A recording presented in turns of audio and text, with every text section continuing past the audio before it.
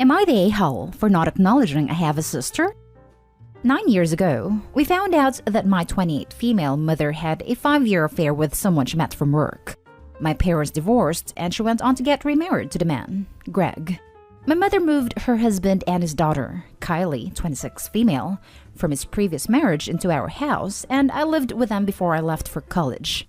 I remained in minimal contact with them until Kylie joined my company and started working in my department. Nobody was aware of our relation since we had different last names, and I had told Kylie not to disclose anything about this.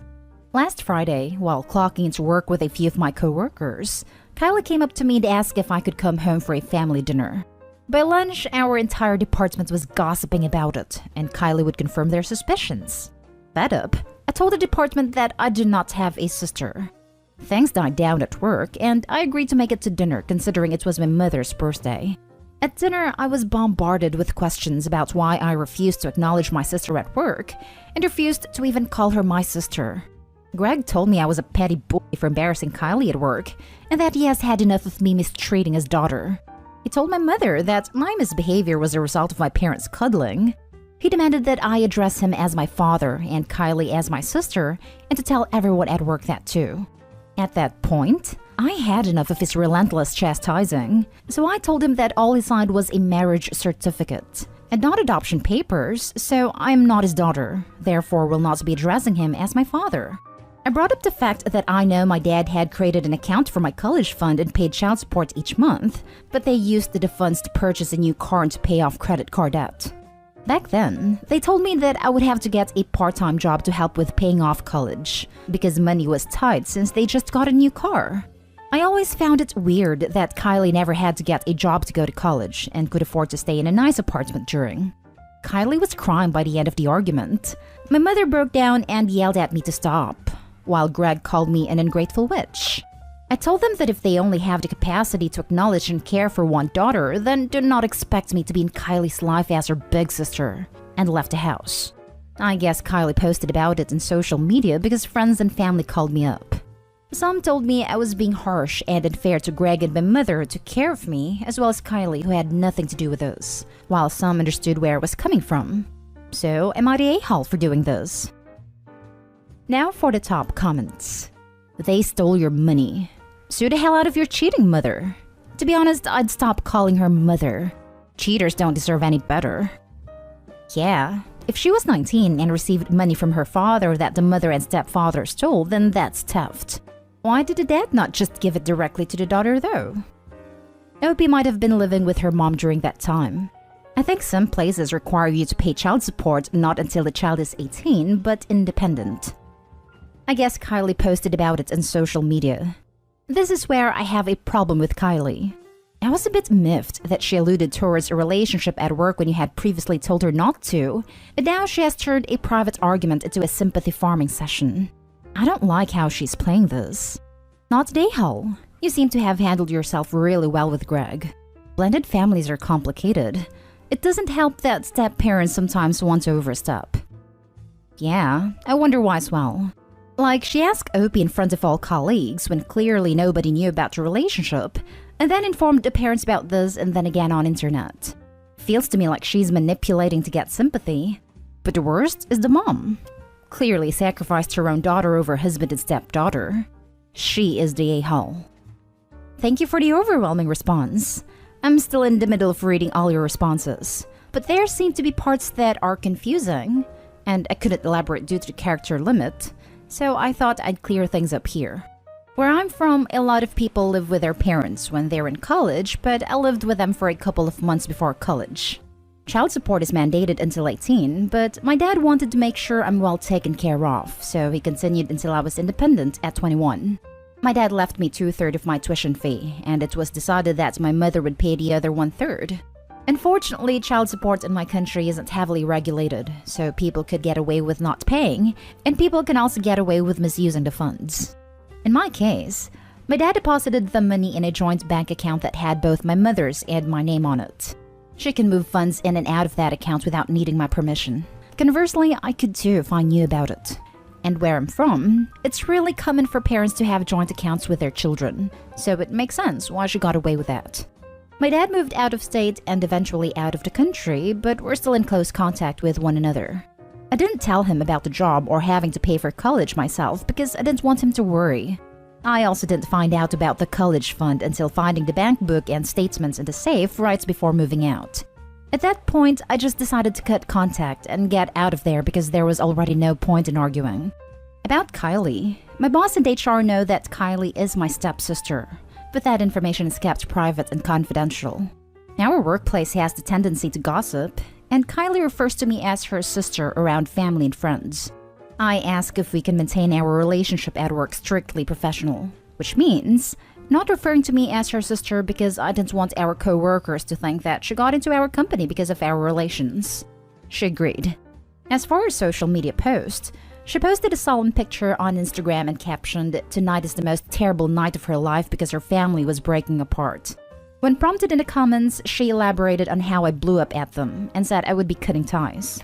While I understand that Kylie is innocent and that I shouldn't extend my resentment from my mother and Greg towards her, so I treat her like a co-worker, but I can't bring myself to see her as my family or a friend, and I'm finding it even harder to do so after her social media post.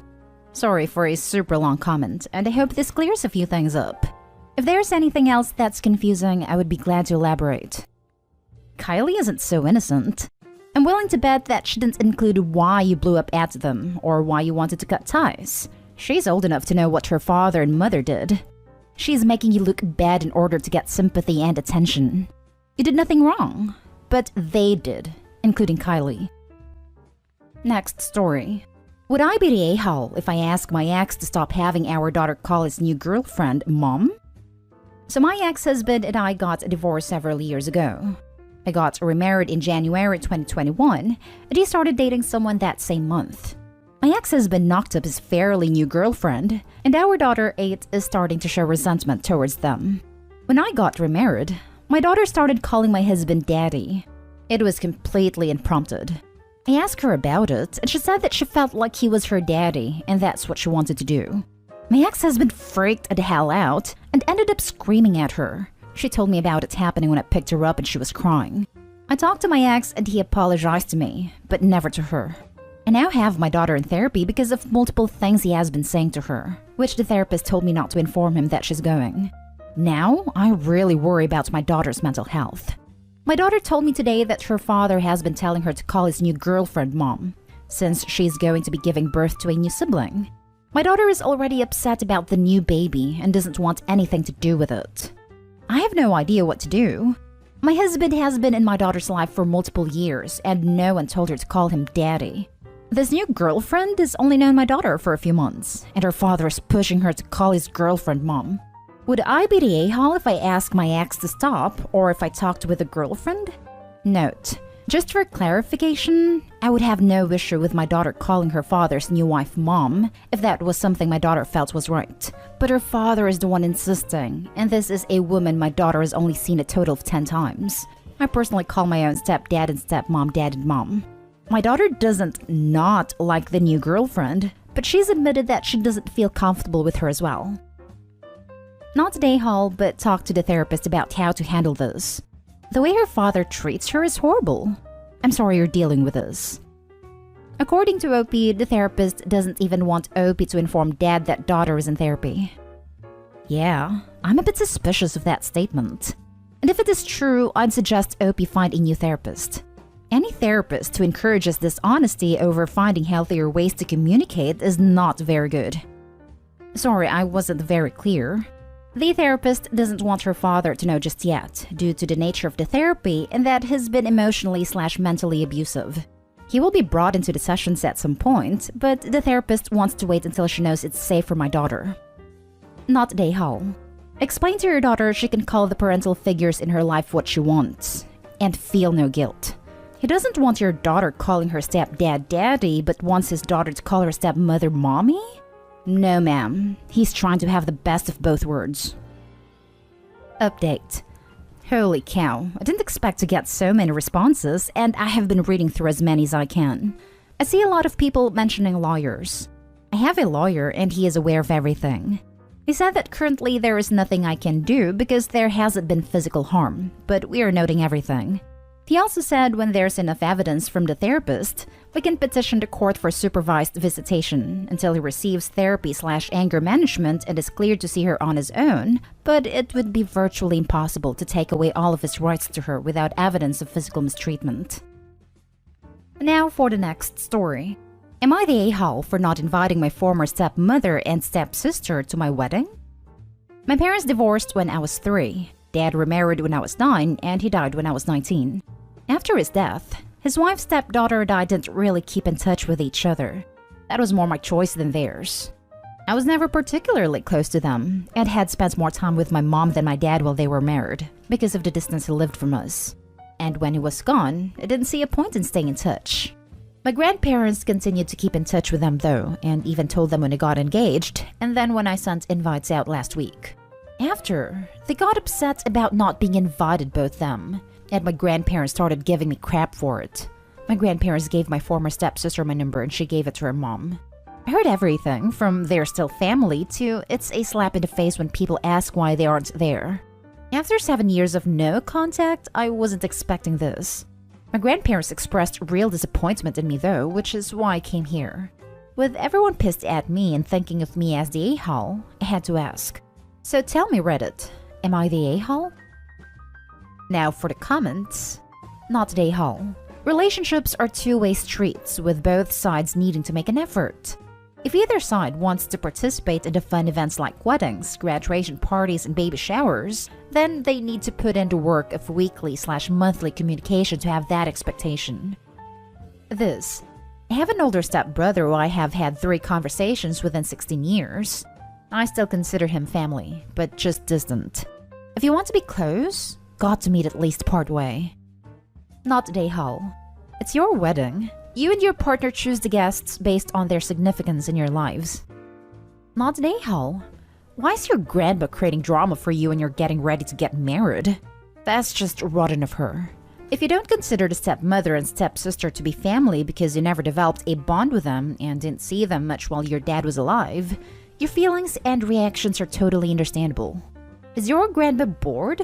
Lonely and miserable without much to do besides creating drama where she can find it? Why on earth is she handing out your number to people without asking you first?